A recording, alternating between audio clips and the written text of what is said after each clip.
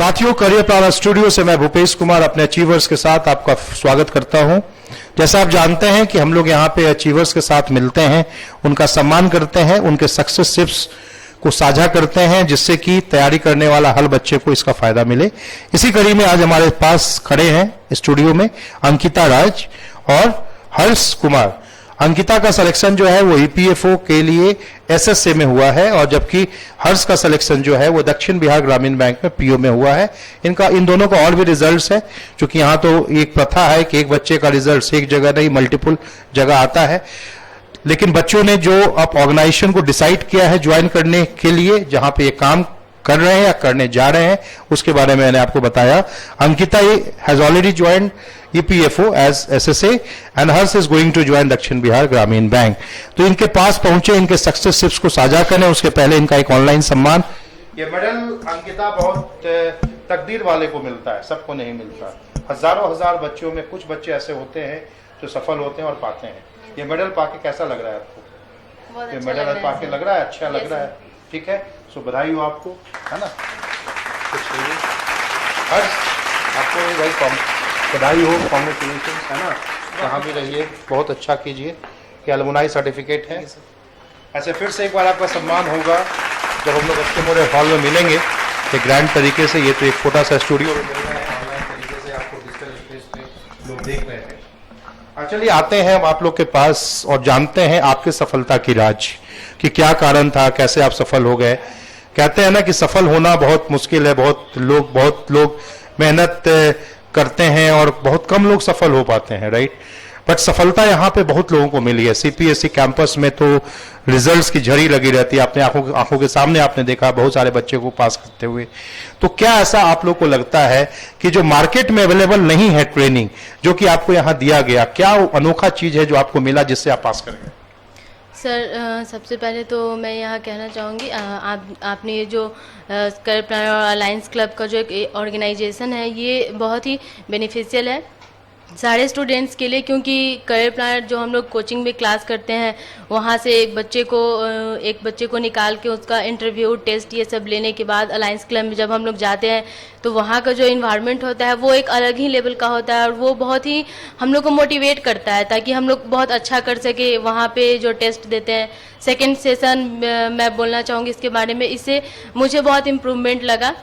क्योंकि पहले मतलब ऐसे 5 लोगों के बीच में भी कुछ बोलने के लिए कहा जाए तो एक नर्वसनेस आती थी, लेकिन सेकेंड सेशन करने के बाद ये एकदम से ख़त्म हो गई। और ये सब बहुत जो टेस्ट वहाँ पे प्रोवाइड किया जाता है, जो बच्चे वहाँ के जो टेस्ट बनाते हैं, वो सब एक एग्ज़ाम लेवल का होता है, जो कि बहुत बेनिफिशियल होता है। और हम लोग को इससे हमेशा सीखने के लिए मिलता है। हर एक नया जो पैटर्न चेंज हुआ एग्ज़ाम का, उसमें कैसे क्वेश्चंस आ रहे हैं, क्या लेवल एग्जाम में इम्प्रूव हो रहा है, कैसे पेपर आ रहे हैं, तो ये सब एकदम अपडेटेड सब कुछ होता है, जिससे हम लोग को बहुत फ़ायदा हुआ है। और जैसा आप लोग जानते हो कि पिछले साल मार्च में लॉकडाउन हो गया, उस समय आप पढ़ाई कर रहे थे, है ना। एकाएक लॉकडाउन हो गया, उसके बाद ऑनलाइन सब कुछ हम लोग को जाना पड़ा, है ना। उसके बाद आपका रिजल्ट भी आ गया, तो कैसा वो सफ़र रहा? ऑनलाइन जब हुआ आपका क्लब और आपका पढ़ाई, तो क्या फील?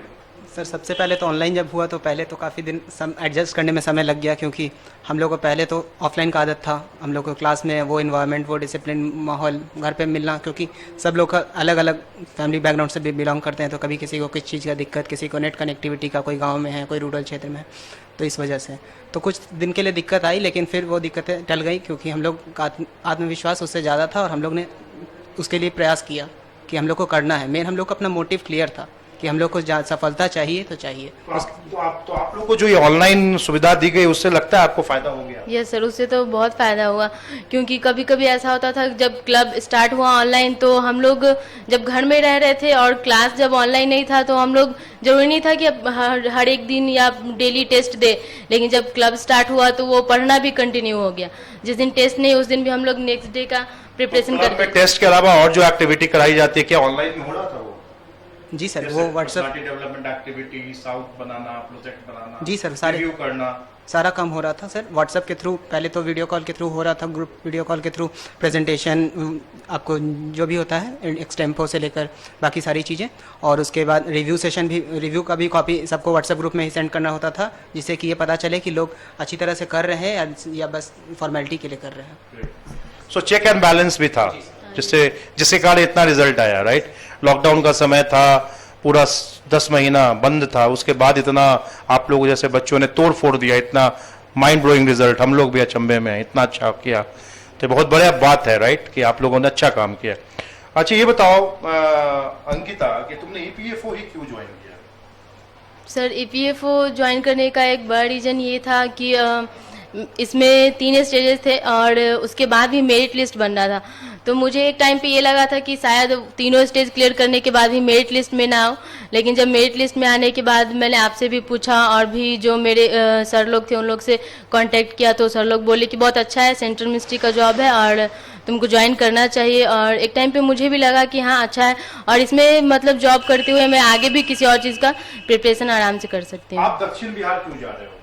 जी सर, तो क्योंकि मेरा मोटिव क्लियर है कि मुझे, मेरा जो डेस्टिनेशन है वो बैंकिंग नहीं है, मुझे आगे भी पढ़ाई करनी है स्टेट पीएससी, यूपीएससी के लिए, इस कारण से मैं दक्षिण बिहार ग्रामीण बैंक को ज्वाइन कर रहा हूँ। Very good. ये बताओ एक पीओ बनने के लिए, ग्रामीण बैंक पीओ बनने के लिए क्या स्ट्रैटेजी होनी चाहिए?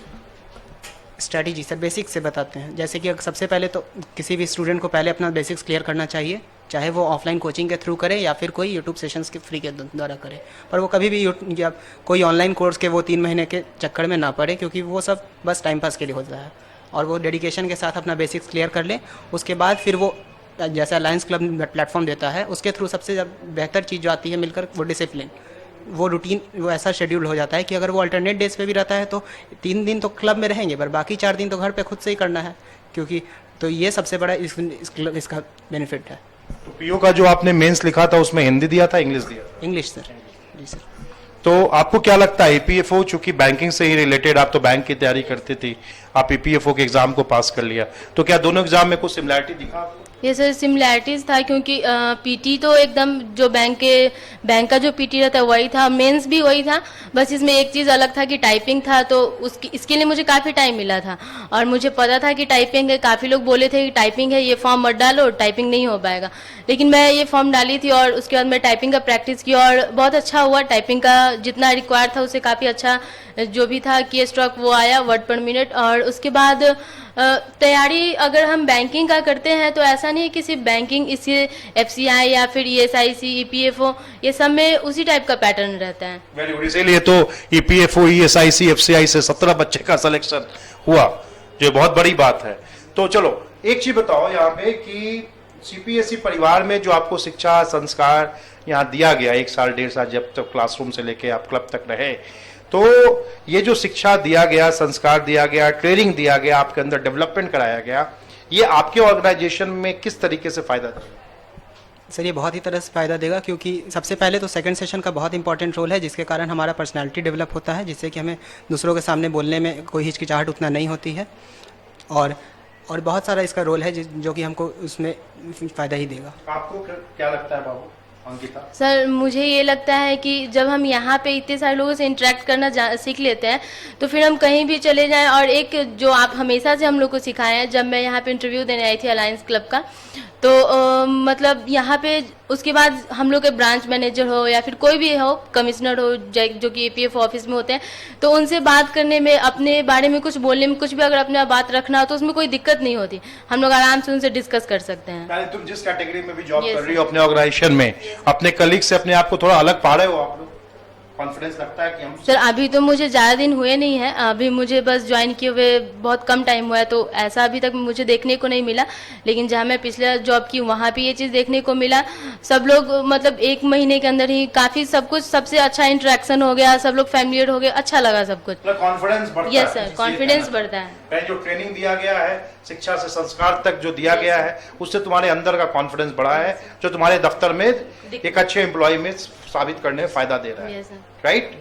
अच्छा ये बताओ, लास्ट क्वेश्चन, सीपी है तो संभव है, बहुत लोग आजकल कह रहे हैं, हर बच्चा हम देख रहे हैं, बहुत लोग जो यहाँ कर रहा है ये अपने दिल से बोलता है सीपी है तो संभव है, तुझे लगता है ऐसा कुछ? ये सर मैं भी बोलूँगी सीपी है तो संभव है, क्योंकि यहाँ अलायंस क्लब में आना ही लगता था कि हो पाएगा या नहीं, लेकिन थर्ड टाइम में मेरा इसमें कितने बार में टाइम में हुआ। अलायंस क्लब में थर्ड यस टाइम? सर। और थर्ड टाइम में आप थे और आप पूछे सेकंड टाइम में क्यों नहीं हुआ, तो मैं बताई जो मुझे लगा शायद कुछ कमी रह गया था, और उस टाइम मेरा सिलेक्शन हुआ। और उसके बाद जब मैं अलायंस क्लब में आई तो वहाँ जैसे हर कोई भी रिजल्ट आता तो काफ़ी बच्चे निकलते जाते थे, तो वो देख के लगा कि अब तो मेरा होगा ही। कभी मन में ऐसा निराशा नहीं हुआ कि मेरा नहीं होगा, हमेशा ये लगता था कि होगा। एक अच्छा मतलब कहते हैं फील गुड फैक्टर रहा, feel good factor. Yes sir. हमेशा अच्छा Yes, sir. दिखते गया, बच्चा निकलते Yes, गया, sir. तुम्हें कॉन्फिडेंस आता Yes, गया। sir. Very good. तुम्हें क्या लगा, किस तरीके से कहते हो सीपी है तो संभव है? जी सर, लगता बिल्कुल है? बिल्कुल क्यों? सीपी है तो संभव है, क्योंकि ये हमारे ये इसके कोचिंग से लेकर के आप इसके क्लब तक देख लें तो ये बहुत ही एक ऐसा प्रोसेस बनाया हुआ है जिसके थ्रू अगर बच्चे अब रिलीजियसली फॉलो करें तो वो सफलता एक न एक दिन अवश्य मिलेगा, पक्का मिलेगी। पक्का।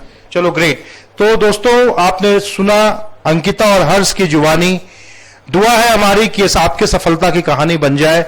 ईपीएफओ में ये काम कर रही हैं, ऑलरेडी ज्वाइन कर ली 1 से 2 दिन पहले, और हर्ष का भी ज्वाइनिंग दक्षिण बिहार में होने जा रहा है। बहुत बहुत शुभकामना सीपीएसई फैमिली की तरफ से। फिर से मुलाकात होगी एनुअल फेलिसिटेशन प्रोग्राम में, एसके मोरियल हॉल में आपको इनवाइट भेजेंगे। Thank you very much. Thank you so thank much. You sir. Thank you.